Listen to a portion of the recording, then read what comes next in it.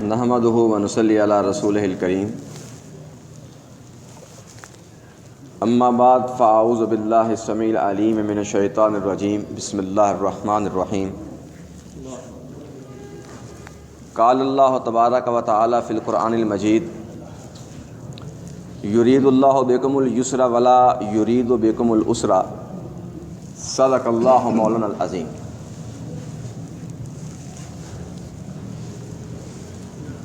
امام الانبیاء حضرت محمد مجتبیٰ صلی اللہ علیہ وسلم صحابہ کرام رضوان اللہ علیہم اجمعین کو مخاطب کرتے ہوئے ارشاد فرماتے ہیں کہ میرے ساتھیو، وہ نظام حیات، ضابطۂ زندگی، اصول، قوانین جن کے تحت تم اپنی زندگی بسر کرو گے، ان الدین یسر، وہ دین انتہائی آسان اور سہل ہے۔ اسلام کا کوئی حکم ایسا نہیں ہے کہ جس پر عمل کرنا انسان کی استطاعت اور قوت سے باہر ہو۔ لا یکلف اللہ نفسا الا وسعها، اللہ جل شانہ ہر انسان کو اس کی استطاعت کے مطابق مکلف بناتے ہیں۔ احکام کی تعمیل کرنا لازم ہے، بالخصوص فرائض کے اندر، لیکن اس کی ادائیگی کس انداز سے ہوگی یہ ہر انسان کی حسب استطاعت ہے۔ مثال کے طور پر آپ نماز ہی کو لے لیجئے۔ امام الانبیاء حضرت محمد مجتبیٰ صلی اللہ علیہ وسلم نے باقاعدہ نماز کا ایک طریقہ کار تعلیم فرمایا۔ صحابہ کرام رضوان اللہ علیہم اجمعین فرماتے ہیں کہ حضور صلی اللہ علیہ وسلم نے ایک دن نماز پڑھائی ممبر پر کھڑے ہو کر، قبلہ رخ، ممبر پر کھڑے ہوئے، قیام کیا، رکوع کیا، سجدے کا وقت آیا تو حضور صلی اللہ علیہ وسلم نیچے اترے، چند قدم پیچھے ہٹے، پھر آپ نے سجدہ کیا، پھر آپ ممبر پر۔ حضور نے نماز پڑھائی اور اس کے بعد یہ ارشاد فرمایا کہ یہ عمل آج میں نے اس نقطۂ نگاہ سے کیا ہے تاکہ تم لوگ جانو کہ میں محمد مجتبیٰ صلی اللہ علیہ وسلم کس طرح نماز ادا کرتا ہوں۔ صلو کما رأیتمونی اصلی، جس طریقے سے آج تم نے مجھے نماز ادا کرتے دیکھا ہے، میں نے جیسے قیام کیا ہے، رکوع کیا ہے، سجدہ کیا ہے، اسی انداز سے تم نماز کی ادائیگی کرنا۔ لیکن اگر ایک آدمی بیمار ہو جو قیام نہیں کر سکتا یا رکوع نہیں کر سکتا، تو وہاں اسلام انسان کو پھر اس بات کا پابند نہیں بناتا کہ وہ بالضرور قیام کریں یا رکوع کریں، بلکہ وہاں وہ اپنی حسب استطاعت مکلف ہے، جس طریقے سے اس حکم کی ادائیگی ہو سکتی ہے اس طریقے سے کر لیں۔ یہ چیز آسانی یہ اسلام کے خمیر میں ہے، اسلام کی بنیاد اور اساس ہے، اسلام کا یہ مزاج ہے کہ یہ دین حق انتہائی سہل اور آسان ہے۔ کسی سطح پر کسی معاملے میں اس میں کوئی سختی، کوئی ایسی دشواری نہیں ہے، بلکہ حضور صلی اللہ علیہ وسلم صحابہ کرام کو یہ حکم دیتے تھے کہ میرے ساتھیو، یسروا ولا تعسروا، بشروا ولا تنفروا، آسانیاں پیدا کرنا، لوگوں کے لیے آسانیاں پیدا کرنا، ولا تعسروا، لوگوں کے لیے مشکلات و مصائب کھڑی نہ کرنا۔ تم دین حق کا خاکہ اس انداز سے پیش کر دو کہ جس پر ایک آدمی اپنے آپ کو عاجز تصور کرے کہ میں عمل ہی نہیں کر سکتا۔ یہ تو بڑا آسانی والا مذہب ہے۔ قرآن کریم میں اللہ جل شانہ اعلان فرماتے ہیں کہ یرید اللہ بکم الیسر، لوگوں تمہارا اللہ تبارک و تعالیٰ تمہارے لیے آسانیوں کا ارادہ رکھتا ہے، ولا یرید بکم العسر، وہ اللہ تمہیں مشکلات، مصائب یا تنگیوں میں ڈالنا نہیں چاہتا۔ تو یہ دین حق تو خالصاً اللہ کی طرف سے منزل ہے، نازل کیا گیا ہے، کسی انسان کو اس میں کوئی دخل نہیں، اور اس کی اساس نبی کریم صلی اللہ علیہ وسلم نے فرمایا کہ یسروا ولا تعسروا، آسانیاں پیدا کرنا، مشکلات پیدا نہ کرنا، بشروا ولا تنفروا، لوگوں کو خوشخبریاں دینا، اس انداز سے دین پیش نہ کرنا کہ کوئی متنفر ہو جائے، ولا تنفر، لوگوں کو متنفر نہ کر دینا۔ لیکن دور حاضر میں بعض افراد ایسے ہیں اور کئی طبقات بھی ایسے ہیں کہ جہاں پھر اسلام کا جو حقیقی خاکہ ہے اس کو مسخ کر کے پیش کیا جاتا ہے، اور اس کا نتیجہ پھر معاشرے میں بگاڑ، فساد اور فتنے کی صورت میں رونما ہوتا ہے۔ مثلاً ماضی قریب ہی میں ایک واقعہ آپ حضرات نے سنا ہی ہوگا کہ ایک سیکیورٹی گارڈ نے بینک مینیجر کو قتل کر دیا اور کہا کہ اس نے توہین رسالت کی ہے۔ جب اسے پوچھا گیا کہ اس نے کیا کہا تھا تو کہنے لگا جی اس نے کہا تھا کہ اگر تم فرض نماز پڑھ لو، سنن نہ بھی پڑھو تو گزارا ہو جاتا ہے، اور انبیاء اور رسول بھی اللہ کے محتاج ہیں۔ انبیاء اور یہ اس کا ابتدائی بیان تھا کہ انبیاء اور رسول بھی اس نے کہا کہ اللہ کے محتاج ہیں۔ اس نے یہ گستاخی کی رسول اللہ صلی اللہ علیہ وسلم کی شان میں، لہذا اس کو قتل کر دیا۔ تو میرے عزیزو، یہ یقینی بات یہ ہے، یہ اس آدمی کا قصور نہیں۔ جس طریقے کا اسے اسلام کا خاکہ پیش کیا گیا، جیسے اس کے برین واشنگ کی گئی، اس کے تصور میں یہی ہے کہ یہ بہت بڑی گستاخی ہے۔ اس نے کہا کہ نبی اللہ کا محتاج ہے، نبی کیسے اللہ کا محتاج ہوتا، جبکہ یہ حقیقت ہے من الشمس ہے۔ قرآن کریم میں اللہ فرماتے ہیں جب بھی ضرورت پڑی ہے، انبیاء اور رسول نے گڑ گڑا کر کے اپنے اللہ رب العالمین ہی کو پکارا ہے، اس ہی کی بارگاہ میں آہوزاری کی یہ التجائیں کی ہیں۔ ہر کوئی محتاج ہے، نبی بھی محتاج ہیں۔ نبی صلی اللہ علیہ وسلم قرآن کریم کے اندر بھی اللہ جل شانہ وضاحت کرتی۔ آپ کی ایک خواہش تھی، بڑا معروف واقعہ ہے، میں صرف نشاندہی عرض کروں گا کہ حضور کی ایک خواہش تھی کہ ابو طالب جو آپ کے چچا بھی تھے اور اسلام کے حوالے سے، نبی کریم صلی اللہ علیہ وسلم کی ذات کے حوالے سے جو ان کی مدد تھی، جو جس طرح وہ شانہ بشانہ حضور کے ساتھ کھڑے رہے ہیں، یہ تو تاریخی حقائق ہیں۔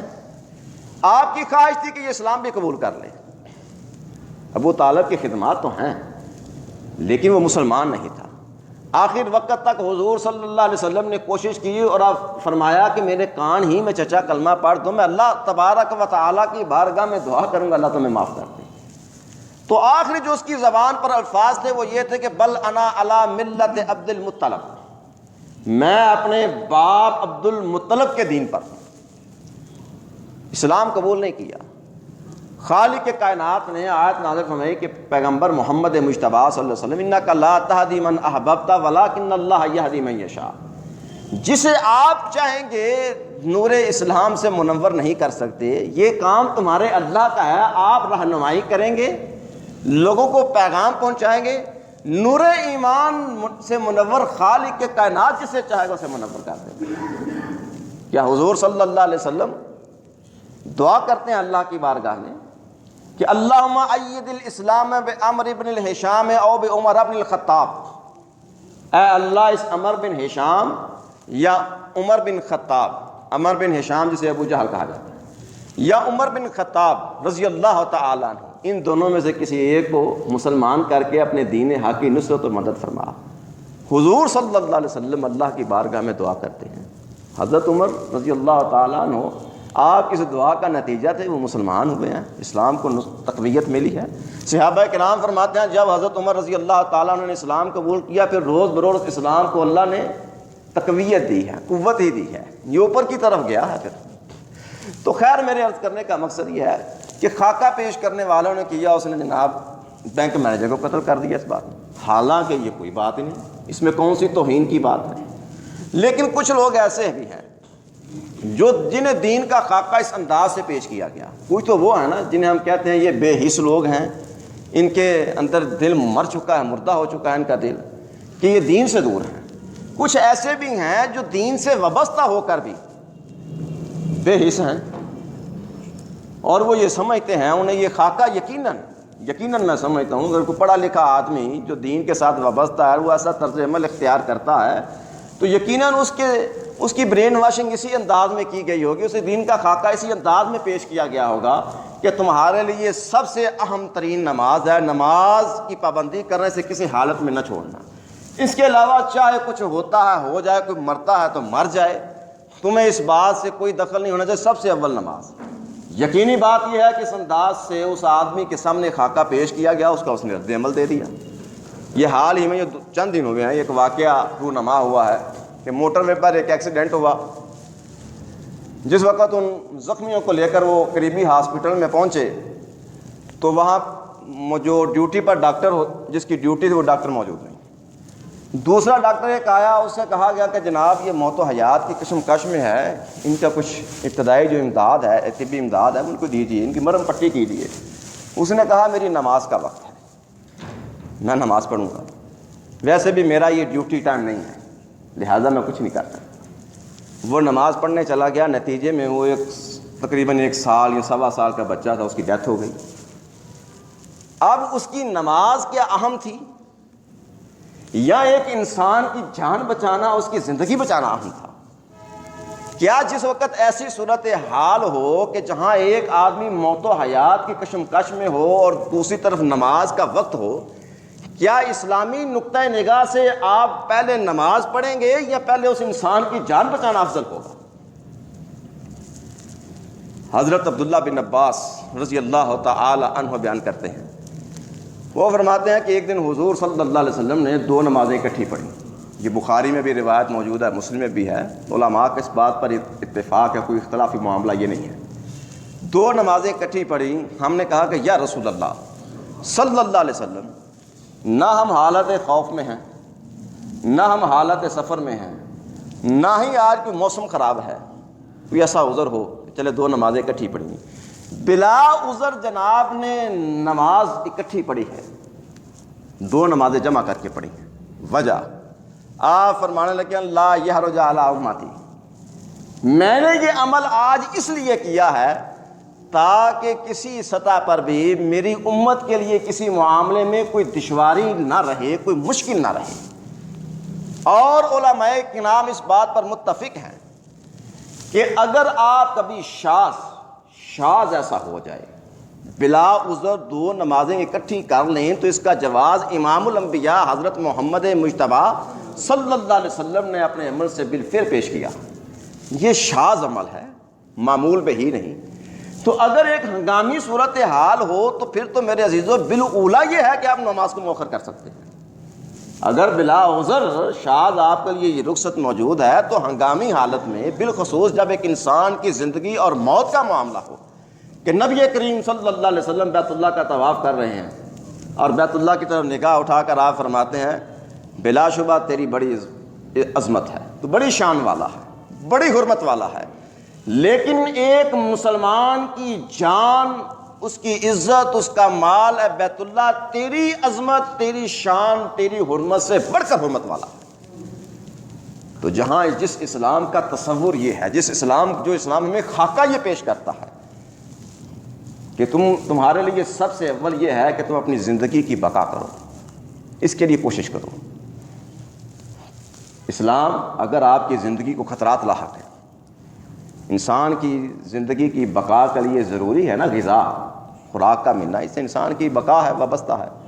اسلام نے اسے رخصت دے دی، ہم نے یہ حدود قائم کی ہیں، یہ چیزیں محرمات اللہ کی حدیں ہیں، ان کو پامال نہ کرنا، لیکن جب تمہیں اپنی جان کا خطرہ لاحق ہو جائے تو پھر کیا کرنا؟ پھر تم خون بھی پی سکتے ہو، پھر تم خنزیر بھی کھا سکتے ہو، مردار بھی کھا سکتے ہو، پھر یہ تمہارے لیے اجازت ہے۔ فَمَنِ اسْتُرَّ غَيْرَ بَاغٍ وَلَا عَادٍ فَلَا إِثْمَ عَلَيْهِ، وہ آدمی جو بے بس ہو جائے، مجبور ہو جائے، کوئی چارہ کار نہ رہے، تو پھر اس آدمی کے لیے کوئی گناہ نہیں ہے کہ وہ اس قدر کھا لے جس سے اس کی زندگی باقی رہے۔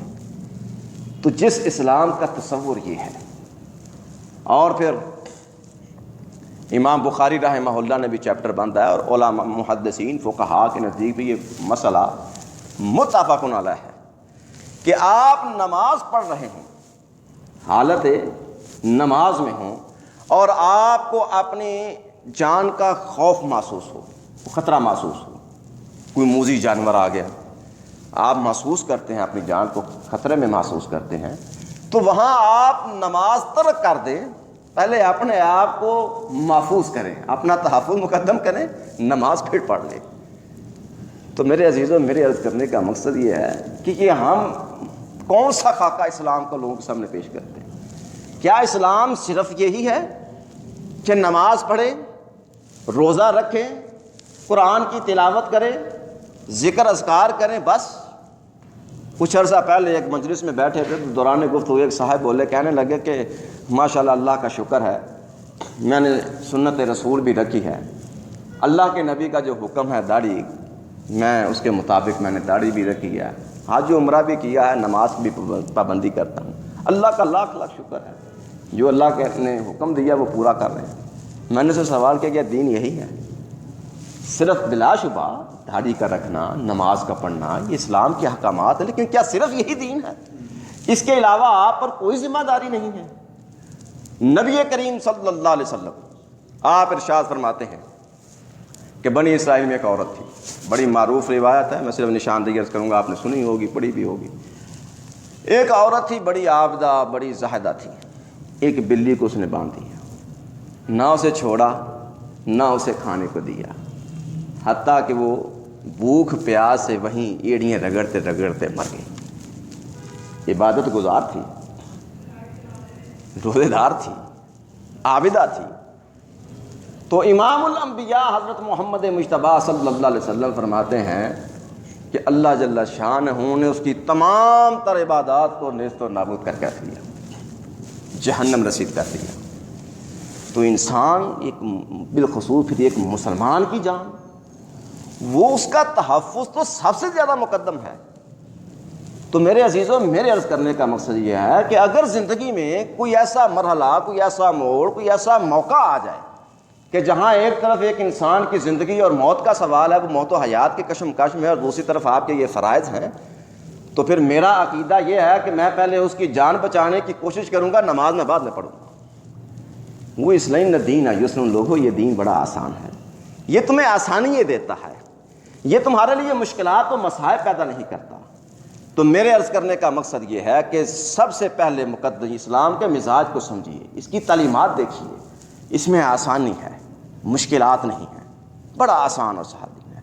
اور اس میں ایک انسان کی ذات، اس کو بچانا، اس کی جان کا تحفظ کرنا انتہائی اہم ترین و مقدم عمل ہے، باقی سب احکام اس کے بعد آئیں گے۔ اور اگر کوئی شخص امام الانبیاء حضرت محمد مجتبیٰ صلی اللہ علیہ وسلم کی تعلیمات کو نظر انداز کرتے ہیں، یہ نبی کی تعلیمات ہیں، امام الانبیاء نے اپنے اسوہ سے، اپنے عمل سے یہ اظہار کیا، اپنے تعلیمات سے یہ لوگ تک پیغام پہنچایا ہے۔ اگر کوئی شخص اس کو نظر انداز کر کے تو پھر سمجھے کہ وہ اللہ کی عبادت کر کے تو قرب اللہ کا حاصل کر لے گا، تو یہ بات یاد رکھے، بہت بڑی غلط فہمی ہے۔ اللہ کا قرب اس وقت نصیب ہوگا جب امام الانبیاء حضرت محمد مجتبیٰ صلی اللہ علیہ وسلم سے اپنا تعلق قائم کرو گے۔ جب آپ کی اتباع کرو گے تو پھر تمہارا اللہ سے تعلق قائم ہوگا۔ اگر تم امام الانبیاء صلی اللہ علیہ وسلم کی تعلیمات کو نظر انداز کر کے محض یہ سمجھو کہ ہم عبادات کر کے تو اللہ کا قرب پا لیں گے، تو بہت بڑی بھول میں ہے۔ قرآن کریم میں اللہ نے ارشاد ہے، میرے پیغمبر محمد مجتبیٰ صلی اللہ علیہ وسلم، آپ ان لوگوں سے کہیں کہ ان کنتم تحبون اللہ فاتبعونی یحببکم اللہ، اگر تم اللہ سے محبت کرنا چاہتے ہو تو پھر میں محمد مجتبیٰ صلی اللہ علیہ وسلم کے نشان راہ پہ چلنا، میری پیروی کرنا، پھر تمہیں اللہ سے محبت کی ضرورت نہیں، خالق کائنات تم سے محبت کرے گا۔ تو میرے عزیزو، نبی کریم صلی اللہ علیہ وسلم کی تعلیمات، آپ کی سنت کو اگر کوئی نظر انداز کر کے تو سمجھے کہ پھر وہ عبادت کر لے گا، وہ نیکی ٹھہرے گی، تو ایسا ممکن نہیں ہے۔ اللہ سے دعا اللہ میں سمجھنے اور عمل کرنے کی توفیق عطا فرمائے۔ وآخر دعوانا الحمدللہ رب العالمین۔